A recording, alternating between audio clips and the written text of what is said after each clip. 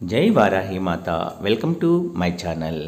ఈరోజు మన వీడియోలో చాలామంది చాలా రకాల పనులు అనేవి చేయటం మొదలు పెడుతూ ఉంటారు. వాళ్ళ ఉజ్వల భవిష్యత్తు కోసము రకరకాల పనులు, బిజినెస్ కానీ, ఉద్యోగం కానీ, చదువు కానీ, ఇలా రకరకాల పనులు అనేవి వాళ్ళ యొక్క ప్రగతి కోసము పాపం మొదలు పెడుతూ ఉంటారండి. అయితే వాళ్ళు అందులో సక్సెస్ అవ్వలేకపోతూ ఉంటారు. అయితే వారాహి అమ్మవారిని తలుచుకొని ఈ బీజాక్షర మంత్రాన్ని కనుక మనం అనుకొని ఏ పని మొదలుపెట్టినా అది నిర్విఘ్నంగా జరిగి తీరుతుందండి. ఏమైనా అడ్డంకులు వచ్చినా కూడా ఆ అడ్డంకులన్నీ మాపి మనకి విజయం కలిగేలాగా అమ్మవారు మనల్ని దీవిస్తారండి. ఎవరైనా మన ఛానల్ని కొత్తగా చూస్తున్న వారైతే please like, share and subscribe and support my channel. Video కనుక నచ్చితే ఒక చిన్న లైక్ ఇచ్చి సపోర్ట్ చేయండి. అలాగే 10 మంది మిత్రులు కూడా షేర్ చేయగలరు. ఈరోజు మన వీడియోలో అంతటి పవర్ఫుల్ మంత్రము. చాలామంది బిజినెస్ కోసము ఎన్నో ప్రయత్నాలు చేస్తూ ఉంటారండి. ఎన్నో అప్పులు తీసుకొచ్చి వాళ్ళు బిజినెస్ సరిగ్గా జరగాలని పాపము వాళ్ళు చాలా ప్రయత్నాలు చేస్తూ ఉంటారు. అయితే చాలామందికి అవి కలిసి రావటం లేదని, వాళ్ళు దివాలా తీసామని, అప్పుల పాలైపోయామని చాలామంది అనుకుంటూ ఉంటారు. అలాగే చాలామంది కాంపిటేటివ్ ఎగ్జామ్స్ రాస్తూ ఉంటారు. అలాగే మంచిగా చదువుకొని మంచి ఉద్యోగం కోసం ప్రయత్నిస్తూ ఉంటారు.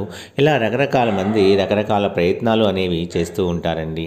వాళ్ళందరికీ కూడా ఆ ప్రయత్నాలన్నీ దిగ్విజయంగా జరగాలి అంటే, అలాగే ఏ జాబ్ కోసం ఇంటర్వ్యూస్కి వెళ్ళినా దాంట్లో సక్సెస్ అనేది సాధించాలి అంటే, ఇక ఏ పనైనా సరే కంపల్సరీగా జరిగి తీరాలి అనుకుంటే ఈ మంత్రము అనేది చాలా చక్కగా పనిచేస్తుందండి.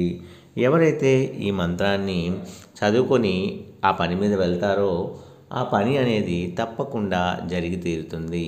అసలు జరగదు అనే సమస్య ఉండదండి.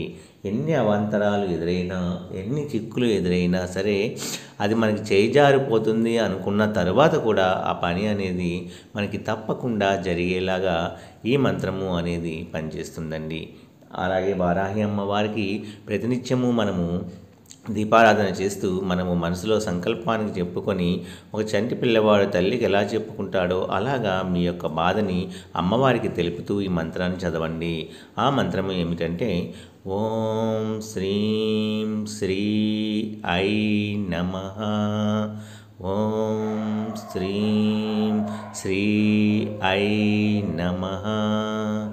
ఓం శ్రీం శ్రీ ఐ నమః. ఈ విధంగా ఈ మంత్రాన్ని గనక మీరు ప్రతినిత్యము 3 లేదా 7 లేదా 9, 11, 21, 54, 108 మనకి ఎంత వీలైతే అన్నిసార్లు కనీసం రోజు మాత్రం చదవటం మాత్రం మానేయకండి. అదే లేడీస్ అయితే పీరియడ్స్ టైంలో మానేయండి. మిగతా రోజుల్లో తప్పకుండా చదవటానికి ప్రయత్నించండి. నాన్ వెజ్ తిని చదవకూడదు, తినకముందు చదవచ్చండి. ఈ విధంగా మీరు ఈ మంత్రాన్ని నిష్ఠతో, నియమంతో మీరు తప్పకుండా చదవండి. ప్రతిరోజు చదవటం వలన మీ జీవితంలో మంచి మంచి అద్భుతాలు అనేవి జరుగుతాయి. ఎప్పుడు అంటే మనం నమ్మకంతో వారాహి అమ్మవారిని మనస్ఫూర్తిగా నమ్మి, ఆర్తితో, నమ్మకంతో అమ్మవారికి రోజు దీపం పెడుతూ మనం ఈ మంత్రాన్ని చదివితే, అమ్మవారికి బెల్లం అంటే ఇష్టం అండి. బెల్లంతో చేసిన ఏదైనా సరే మీరు ప్రసాదంగా నివేదించండి. ఈ మంత్రాన్ని చదవండి. మీ కోరిక ఏదైనా సరే తప్పకుండా నెరవేరేలాగా అమ్మవారు మిమ్మల్ని దీవిస్తారండి. నా వీడియోస్ కనుక మీ అందరికీ నచ్చినట్లయితే please like, share and subscribe and support my channel. జై వారాహి మాత. జై జై వారాహి మాత.